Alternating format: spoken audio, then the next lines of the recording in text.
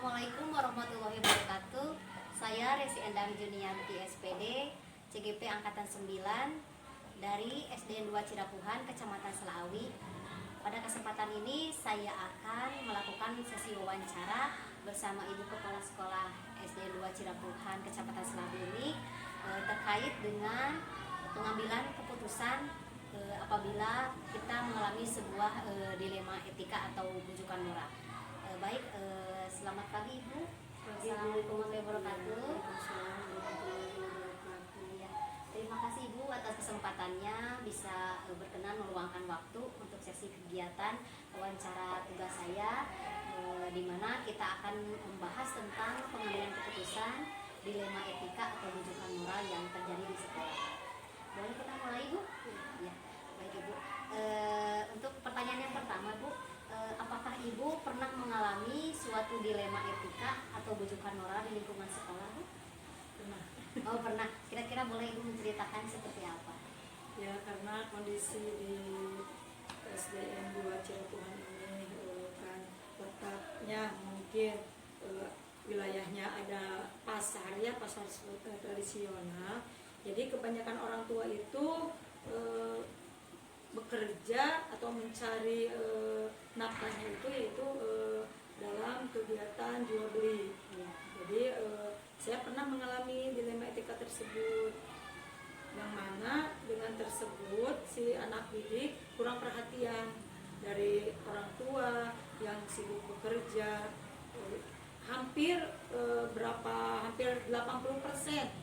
orang tua terlibat dalam proses jual beli di pasar.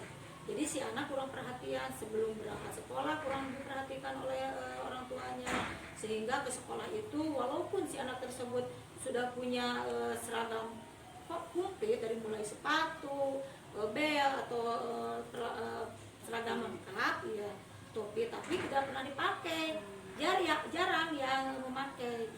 Jadi saya bingung, kalau tidak punya kan gampang ya dari pihak sekolah, tapi ini mah ada karena kurang perhatian dari orang tua, si anak tidak perhatikan gitu ke seragam sekolah kerapihannya. Mungkin itu. Oh iya baik Bu. Nah kira-kira selama ini bagaimana Ibu mengidentifikasi kasus tersebut Bu? Ya dilihat dari tipe kasusnya. Misalkan sekarang tersebut itu terjadi karena itu teh apa gitu. Jadi diidentifikasi dulu kasus-kasus yang terjadi permasalahan di sekolah. Ya dilihat dari titiknya ya.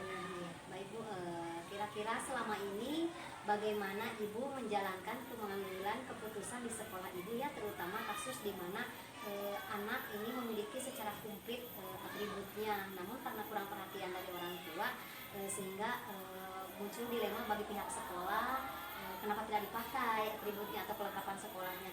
Nah, kira-kira Ibu bagaimana menjalankan pengambilan keputusannya Bu di sekolah ini terkait dengan nilai-nilai kebajikan yang ada di sekolah? Sebelumnya mungkin sebelum dimusyawarahkan mungkin mendatangi atau bersosialisasi dulu dengan pihak terkait yang lebih paham tentang hal itu, kemudian dimusyawarahkan dengan guru-guru yang lain bagaimana untuk memecahkan hal tersebut. Jadi ada keterlibatan dari pihak guru juga ya Bu, dimusyawarahkan sehingga mufakat untuk dilakukan sebuah keputusan. Kemudian Bu, langkah-langkah apa yang biasanya dilakukan Bu selama ini? Ya, langkah-langkahnya mengajak guru bermusyawarah tentang hal tersebut untuk untuk mendapatkan kemufakatan gitu. Jadi ada keterlibatan juga ya di sini kata-kata mufakat. Hal apa saja Bu yang dianggap efektif dalam pengambilan keputusan terkait kasus tersebut? Ya, yang efektif yaitu jadi bekerja sama dengan guru, juga dengan orang tua siswa, dengan komite sekolah yang paling utama. Jadi melibatkan pihak komite. Pihak komite ya Bu ya, agar lebih bisa lebih menyelaraskan dengan pihak orang tua ya Bu. Sebagai penghubung gitu Ya, kan antara sekolah dan pihak orang tua.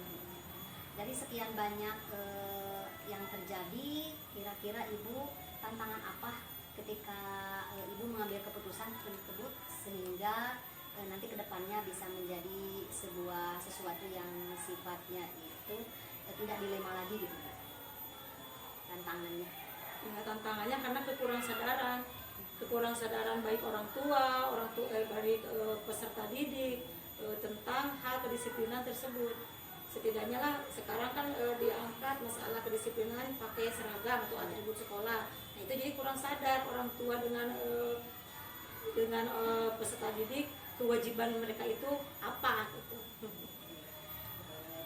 Nah kemudian Bu, kira-kira apakah terjadwal tidak kegiatan untuk menyelesaikan kasus tersebut? Tidak. Jadi kalau kami di sini dalam menyelesaikan kasus itu tidak terjadwal. Mana yang lebih urgen atau mana yang harus disegerakan ya itu. Walaupun misalkan ada masalah itu yang urgen ya sekarang harus diselesaikan. Tapi kalau dilihat dulu kasusnya atau tipe kasusnya, kalau seandainya ini masih bisa diselesaikan dengan melibatkan pihak luar, yang mungkin nanti dimusyawarahkan. Kalau yang urgen ya disegerakan. Adakah seseorang atau siapapun itu yang membantu terkait pengambilan keputusan apabila muncul permasalahan seperti ini? Ya, pihak yang terlibat yang membantu guru dan juga pemerintah juga suka membantu. Ya, alhamdulillah Bu ya. Nah ini Bu, untuk pertanyaan yang terakhir, dari semua hal yang telah disampaikan, kira-kira Bu pembelajaran apa yang dapat Ibu ambil, dapat Ibu petik untuk terkait keputusan dilema ini? Ya, yang bisa kita petik dari adanya kasus seperti itu, mungkin kita lebih dengan lingkungan lebih bisa bersinergi. Jadi baik dengan pihak orang tua, pihak tokoh masyarakat atau komite dan juga lingkungan sekolah, kita lebih bersinergi dan juga bisa mempersatukan tujuan kita. Baik Ibu, itu mungkin sesi wawancara yang saya ajukan pada Ibu. Mudah-mudahan setiap dilema yang muncul apapun itu masalahnya ada solusinya. Terlebih lagi dengan keterlibatan tadi antara guru, komite dan sinerginya itu selalu dapat ya Bu ya di sekolah ini. Semoga kedepannya bisa lebih baik, kemudian bisa mengurangi daripada ketidaksadaran para orang tua yang terlalu sibuk Ibu ya di lingkungan sekolah ini. Sekian Ibu, Assalamualaikum warahmatullahi wabarakatuh. Assalamualaikum warahmatullahi wabarakatuh.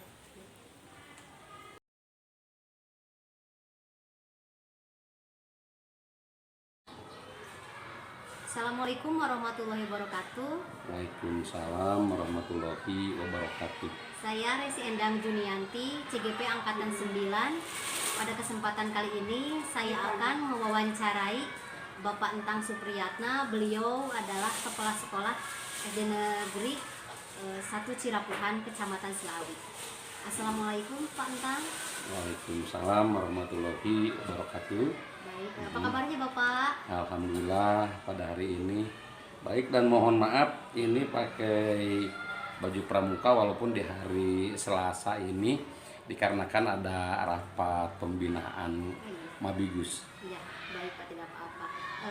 Terima kasih sebelumnya sudah berkenan meluangkan waktu untuk kegiatan wawancara saya terkait dengan pengambilan keputusan dilema etika atau bujukan moral yang sering terjadi di sekolah. Iya. Nah, boleh kita mulai saja Pak? Boleh. Baik Pak, kira-kira apakah Bapak pernah mengalami suatu dilema etika atau bujukan moral di lingkungan sekolah? Apabila pernah, boleh Bapak ceritakan Pak? Oh iya. Yang paling banyak dilema itu yaitu diantaranya dalam memutuskan KKM, yaitu ketuntasan minimal. Jadi kebanyakan guru-guru merasa tidak rela atau istilahnya guru-guru tidak bisa mengisi dengan hati nurani dikarenakan masih banyak anak-anak yaitu di bawah KKM tersebut. Tetapi kita kan dianjurkan bahwa kita itu harus sesuai dengan KKM, dan bahkan kata saya pribadi bahwa KKM itu adalah tolak ukur kita sampai di mana kita harus mengajar. Walaupun hasilnya tetap ada masalah, ya kita semua juga menyadari bahwa anak atau peserta didik itu kemampuannya berbeda. Jadi kami antara memberi nilai kepada siswa yang kemampuannya di bawah KKM itu merasa ada neg gitu di dalam hati. Tetapi walaupun dengan cara bagaimana, dengan diberi tugas, dengan remedial, walaupun itu tetap hasilnya itu tidak memuaskan, tapi tetap kami itu harus memberikan di dalam rapor tersebut nilai di atas KKM. Baik Pak, sungguh sangat keterkaitan antara hati nurani dengan apa ya, dengan kenyataan itu sendiri. Nah, selama ini bagaimana Bapak dapat mengidentifikasi kasus-kasus itu sehingga disebut dilema etika atau bujukan moral, Pak? Iya, disebut dengan masalah etika bujukan moral tersebut karena latar belakangnya tersebut tidak semua siswa mampu, atau kalau dipresentasikan mungkin hanya 75% siswa yang mampu di atas tersebut, di atas KKM tersebut. Maka kami mengidentifikasi yaitu dengan berbagai alasan, jika itu masuk di akal, atau istilahnya kan kita mengharapkan siswa tersebut bukan bisa di dalam masalah IQ. Sebenarnya dengan moral baik pun kita harus anak tersebut diberi nilai. Maka dalam apa yang namanya mengidentifikasi tersebut, nah itu diidentifikasi masalah anak tersebut bisa atau tidak untuk diberikan nilai yang bisa di atas KKM tersebut. Baik Pak. Selama ini bagaimana Bapak menjalankan pengambilan keputusan di sekolah Bapak, terutama terkait dengan kasus yang Bapak sampaikan tersebut? Biasanya ya dimusyawarahkan terlebih dahulu, karena ini hampir di setiap jenjang kelas, tingkatan kelas, baik kelas 1 sampai dengan kelas 6 juga. Nah, ini dimusyawarahkan. Jadi dilihat anak tersebut baik dari segi keaktifannya, dari absennya, dari kelakuannya, dari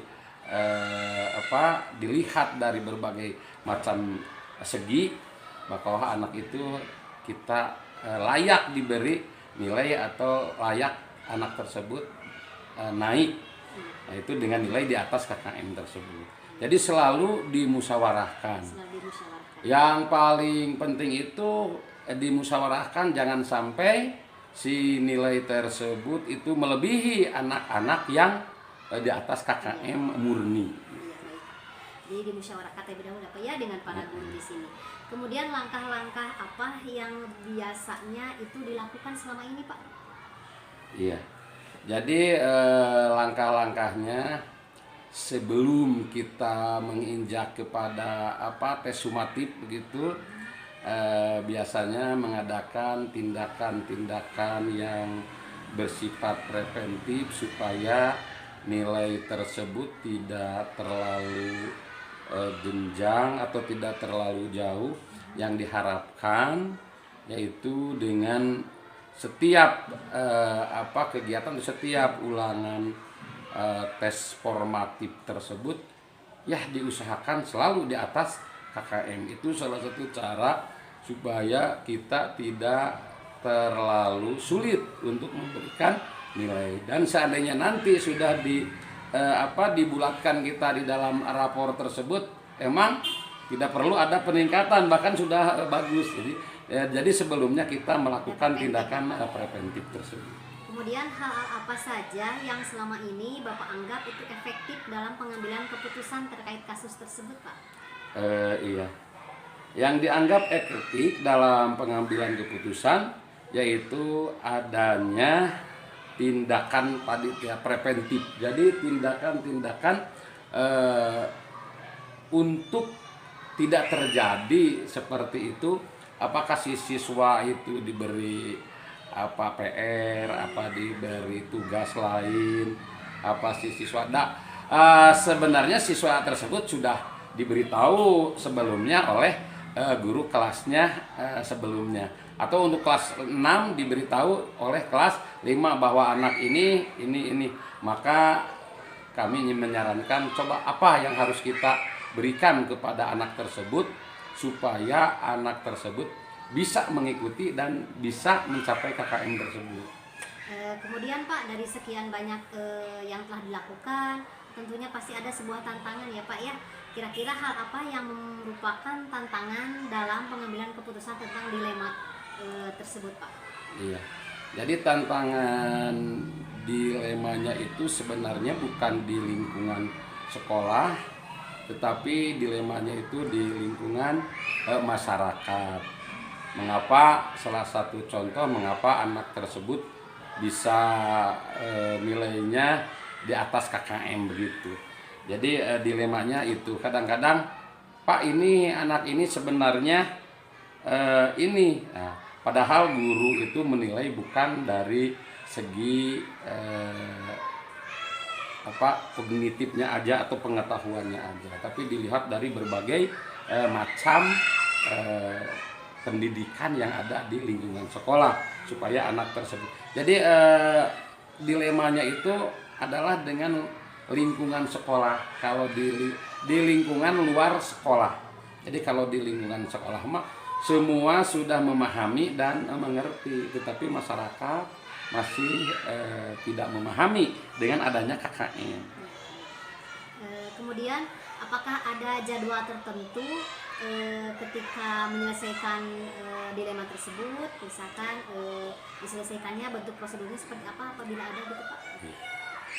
Sebenarnya tidak ada jadwal yang ditentukan, dan apalagi sekarang ini ada yang namanya kombel tersebut, jadi bisa diutarakan oleh guru masalah tersebut dan langsung diselesaikan.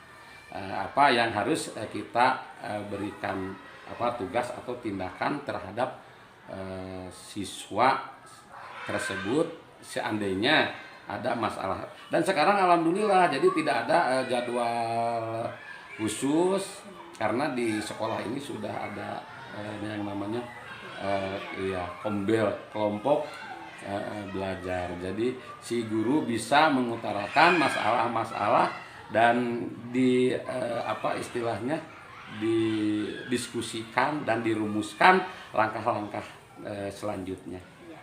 Baik Pak, sangat bagus sekali ya Pak ya, ada peran kombel di sini sebagai salah satu bentuk curhatan setiap guru ya Pak ya untuk menangani berbagai macam masalah di kelasnya. Kemudian adakah Pak seseorang yang mempermudah atau membantu Bapak dalam pengambilan keputusan terkait kasus dilema etika Pak? Iya, alhamdulillah selain kita bermusyawarah dengan guru, juga kami memiliki komite yang sangat paham terhadap masalah pendidikan.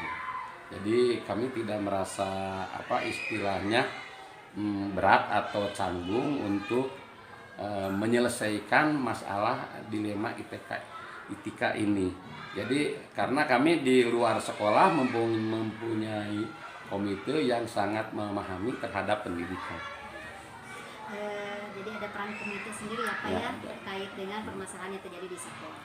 Kemudian Pak, ini untuk pertanyaan yang terakhir, dari semua hal yang telah disampaikan oleh Bapak, kira-kira pembelajaran apa yang Bapak petik dari pengalaman terkait pengambilan keputusan dilema etika ini Pak?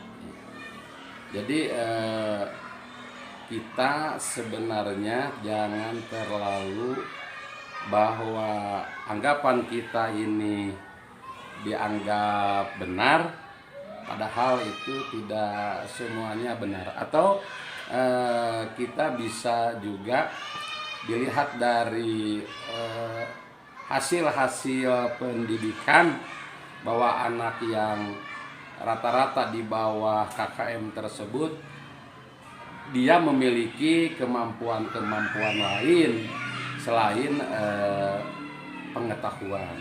Jadi kadang-kadang manusia itu bisa mampu di dalam pendidikan hebat, keterampilan jelek. Kadang-kadang keterampilan jelek tapi pengetahuannya bagus. Jadi istilahnya dapat disimpulkan emang siswa ini tidak semua sempurna. Maka dari itu kita sebagai pendidik ya kita harus selalu membina, selalu memberikan tindakan preventif, selalu tidak henti-hentinya untuk memberikan wawasan masa depan. Baik Bapak, terima kasih atas waktunya serta kesempatannya. Mudah-mudahan dengan kegiatan wawancara ini, terutama bagi saya sendiri, bisa menjadi sebuah pesan tersendiri ya Pak ya, terkait dengan pendidikan, terkait dengan pembelajaran, terutama terkait dengan kebutuhan siswa itu sendiri. Mohon maaf Pak apabila selama kegiatan wawancara ini ada pertanyaan yang tidak berkenan bagi Bapak. Terima kasih. Sebelumnya seandainya ada kata-kata yang kurang berkenan atau kurang tepat, nah ini hanya masukan aja bagi guru-guru penggerak khususnya, walaupun Bapak sendiri tidak masuk karena sekarang ini udah usia 58 tahun. Jadi dan alhamdulillah IT